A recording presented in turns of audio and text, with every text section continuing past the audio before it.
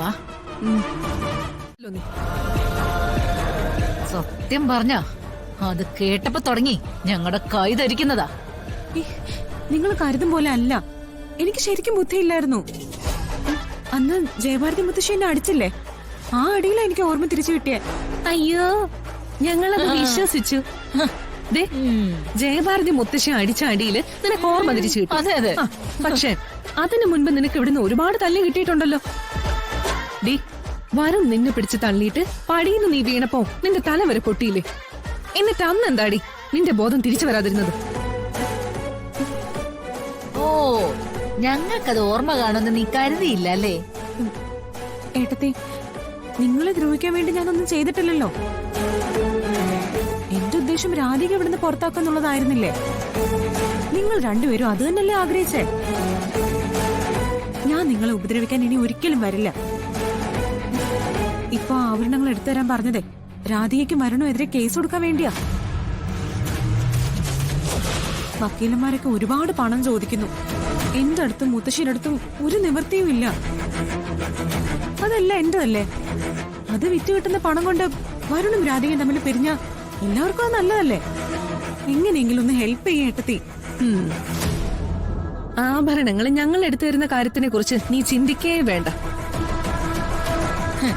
എന്റെ പൊന്നു മോളെ, നിനക്ക് ഇവിടെ കിടന്ന് ബഹളം ഉണ്ടാക്കിയാലേ ചെന്ന് കയറാൻ ദേവനാരായണ തിരുമേനിയുടെ വീടുണ്ട്. ഞങ്ങൾ ഇവിടെ ഇറങ്ങിയാലേ സ്വന്തം വീടുകളിൽ പോലും കേറ്റില്ല. ഏട്ടത്തി പ്ലീസ്. പിന്നെ ഞാൻ നിനക്ക് ഒരു മാർഗം പറഞ്ഞുതരാം. നീ നേരെ അമ്മയുടെ അടുത്തേക്ക് ചെല്ല്, എന്നിട്ട് കാര്യം അവതരിപ്പിക്കും. അയ്യോ, അമ്മയുടെ മുമ്പിലേക്ക് ചെല്ലാൻ എനിക്ക് മതിയടി. നീയേ ഒരുപാട് നിഷ്കളങ്കതയൊന്നും കാണിക്കല്ലേ, അത് നിന്റെ മുഖത്തിന് ചേരില്ല. ബോറ. ദേ, നീ അമ്മയുടെ മുമ്പിൽ ചെന്ന് നിന്ന് നിന്റെ ആവശ്യം പറഞ്ഞ അവിടെ ഞങ്ങൾ രണ്ടുപേരും നിന്നെ സപ്പോർട്ട് ചെയ്യും. പിന്നെ ഒരു കാര്യം ഞാൻ പറയാം, ആഭരണം കൊണ്ടേ നീ പുറത്തു പോകും. അതാവുമ്പോ നിനക്ക് നിന്റെ കാര്യം നടക്കുകയും ചെയ്യും, ഞങ്ങൾക്ക് പ്രത്യേകിച്ച് ദോഷം ഉണ്ടാവുകയില്ല. എന്തു പറയുന്നു? ചെറിയമ്മ, അത് ഓ, നിനക്കിനി എന്താടി നാണം കെടാനുള്ളത്? നീ ധൈര്യമായിട്ട് അമ്മയുടെ മുമ്പിലേക്ക് വാ. ദേ, ഞങ്ങൾ ഇപ്പൊ പോവാം. നീ പതുക്കെ അങ്ങോട്ട് വന്നാ മതി. ശരി ഏട്ടത്തി. നിന്നെ ഇവിടുന്ന് ചവിട്ടി പുറത്താക്കിയ നിലയ്ക്ക് നിന്റെ ആഭരണങ്ങളൊന്നും കണിമംഗലത്ത് സൂക്ഷിക്കണ്ടെന്ന് അവര് തീരുമാനിക്കും. അതുകൊണ്ട് സ്വർണം ഗ്യാരണ്ടി. ശരി, വാ. വാ.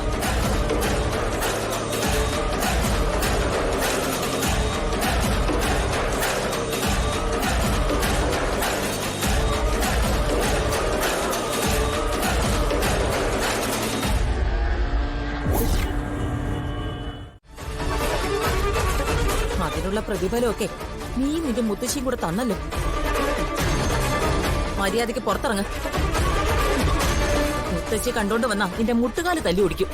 ഞാൻ ബഹളത്തിനൊന്നും വന്നല്ല അമ്മേ. തെറ്റുകൾ ഒരുപാട് ചെയ്തിട്ടുണ്ട്.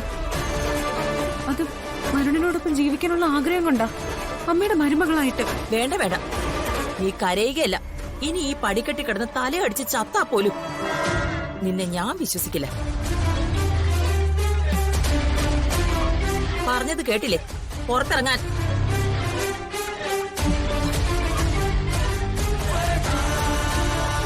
ഇവളെന്തിനാ എടുത്തി വന്നിരിക്കുന്നെ? ഇവളെന്തിനാ അകത്ത് വെച്ചത്? ഈ കുടുംബത്തിന് മുത്തശ്ശിയെ പോലീസ് പിടിച്ചോണ്ടുപോയി. അതാണെങ്കിൽ നാട് മുഴുവൻ അറിയുകയും ചെയ്തു. അതിന്റെ കാരണം ഇവളുടെ മുത്തശ്ശിയല്ല. ഡി, കണിമംഗലത്തിന്റെ പടി ചവിട്ടാൻ നിനക്ക് എങ്ങനെ ധൈര്യം വന്നടി?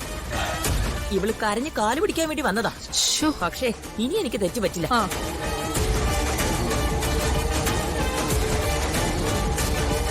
ഒളിഞ്ഞും തെളിഞ്ഞും നിനക്ക് കൂട്ടുന്നവരാ ഇവർ രണ്ടുപേരും. പക്ഷേ അവർക്ക് കണിമംഗലത്തോട് അല്പം കൂറുണ്ട്. അതുകൊണ്ടാ നിന്നെ ഇപ്പൊ തള്ളി പറയുന്നേ.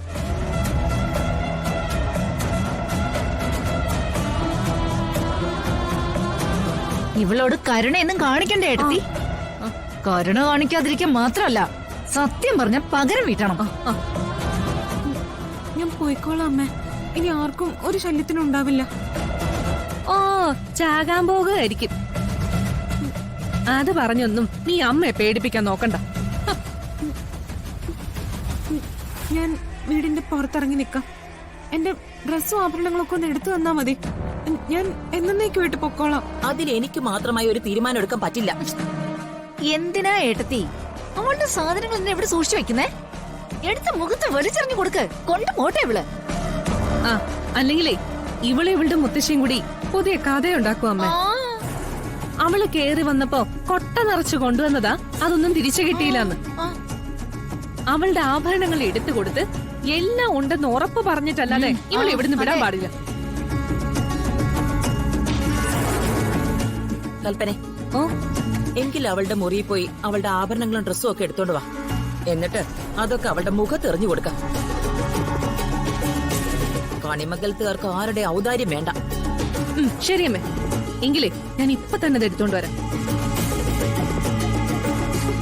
ദേ ഇവിടെ ഇരുന്ന സാധനങ്ങളുമായിട്ടേ ആ വഴിയങ്ങ് പൊക്കോണം. അതല്ലാതെ പിന്നെ എന്തെങ്കിലും കാരണം ഉണ്ടാക്കി കണിമംഗലത്തിന്റെ പടിവാതുക്കൽ വരെ എത്തിയ ഇവരെയൊക്കെ അങ്ങ് മാറ്റി നിർത്തിയിട്ട് ഞങ്ങളായിരിക്കും നിന്നെ കൈകാര്യം ചെയ്യാ.